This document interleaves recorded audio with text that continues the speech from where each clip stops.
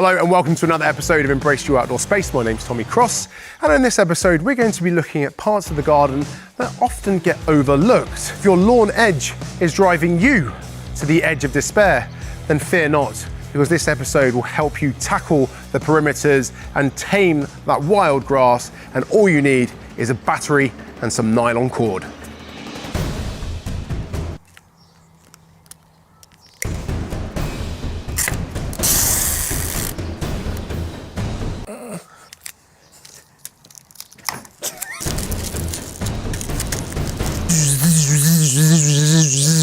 Tommy, when you say lines and batteries, don't you mean those? Oh yeah. On a serious note, to my mind, string trimmers are one of the most simple and satisfying tools to use, and an easy way to keep on top of awkward areas of your garden, or whether you want to pamper the perimeters of your lawn after mowing. When it comes to line trimmers, there is a lot of choice, whether it's lightweight, domestic applications, or semi-rural or commercial use. There are different tools to tackle different tasks. Now, first up is our lightweight ergonomic 24-volt line trimmer. And this is ideal if you've got smaller, medium-sized areas of lawn that just need a tidy up and a tickle round around the outside. But when it comes to operation, the same principles need to be followed. It's all about making sure that you're in control of the tool and making sure that you're working safely. So always don your safety goggles, always dress appropriately. Good thick trousers, some solid or closed-toe shoes are essential when using a line trimmer. One hand goes on the handle along the shaft, the other is at the top to activate the dual trigger mechanism. Now this particular model has a self-feeding line spool, so that means I'm not having to constantly go back and tug at the cable. There's a ball bearing system in there which will extend the line as it's used, and that line will deteriorate over time. It has a finite lifespan, but coiled up inside here is over 10 meters of that line. It's plenty of length of line to keep you string trimming all season long. The other thing we have on the front here is what's called a tree or plant guard. If you extend your tree guard out, that will give you a protective edge to make sure that you don't push too far into that foliage and risk damaging your prized petunias. This is the guard. That is what's going to deflect and stop any stray particles that you might hit with that line, deflecting up to you. Hence we wear goggles. And how to use it? Well, let me show you how not to use it first. Let me show you how my wife was using it earlier on. If she ever watches this video, I'll expect to find my bags on the driveway when I get home. But it's all about being in control and not being too gun-ho. You'll also notice, as I fire up, you hear that kind of clatter. That's a deliberate noise. That's not the motor making a noise. That's the line hitting the blade on the underside of your guard. That blade is designed to cut off any excess that's unfurled. So this is how you use it. Keep upright, look down the line, keep it elevated, and gently move towards the grass.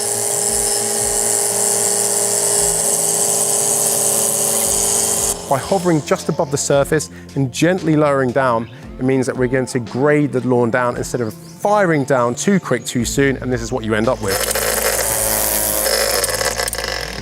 That is not the kind of finish we're looking for. We're looking for a flush finish. So once we've finished our mowing, the perimeters are the same level as our lawn.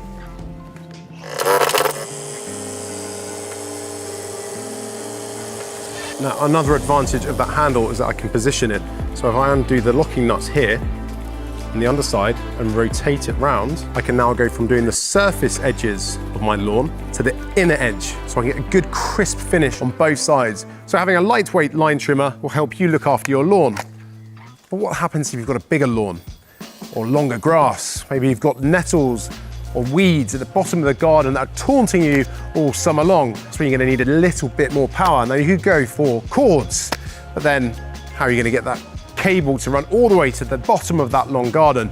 Or you can go for petrol, but then that's full of bluster and noise. But we can double up the power with two 24-volt batteries and go for a 48-volt string/stroke line trimmer. Same principles apply, only this time we're dealing with a much bigger motor and a brushless motor in this case. Where's my other battery, you're going to say? I haven't forgotten it. I kind of forgotten it. It's in the lawnmower. But where's my other battery? Well, I picked it up from the lawnmower seamlessly.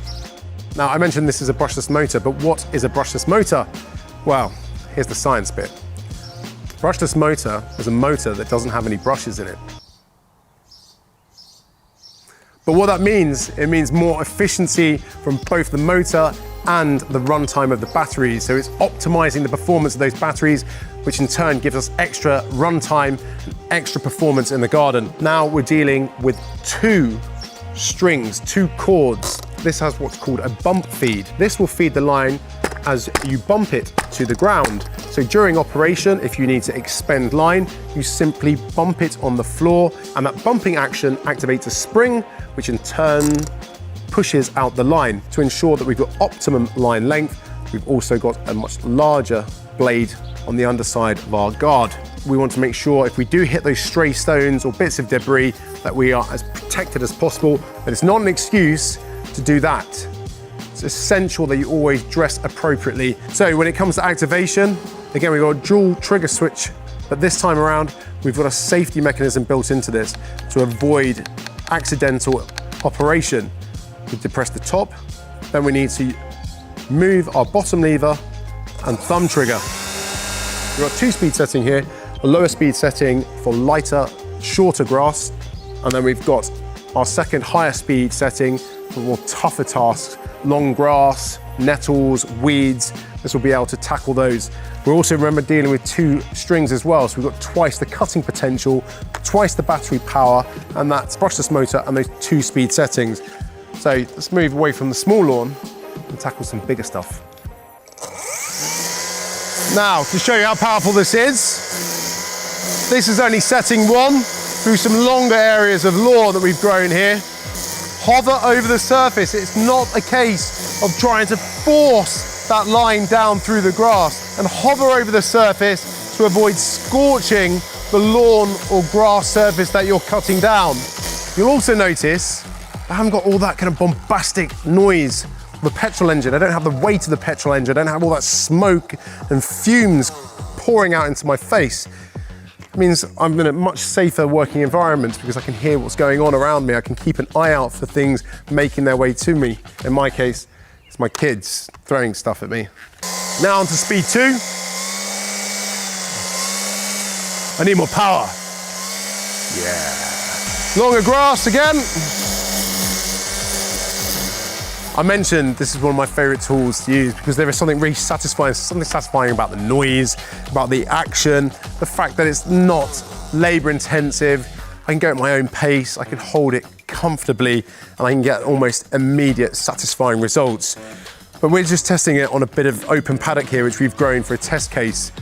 Let's go and find something really tough to push this through.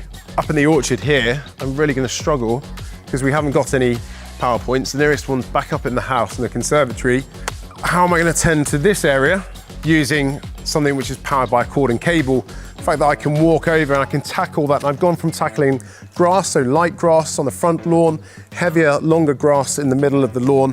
And now we've got an area of scrub at the back here. So we've got some thick cutch and ryegrass in here. We've got some chickweed going on. Sticky weed. This is purely for the sake of the video, and I will let this grow back. But the first thing I'm going to do before I start cutting it down is to check that there's nothing in here that's going to get too disturbed or upset. With the area checked and clear, get rid of it. It's one of those tasks I could happily spend all day doing. I haven't got a sweat on at all. It's not labor-intensive work. But that's not where this tool stops, because although we've tackled some light grass, some long grass, and some long weeds, what happens if you've got really, really, really long weeds and really, really long grass?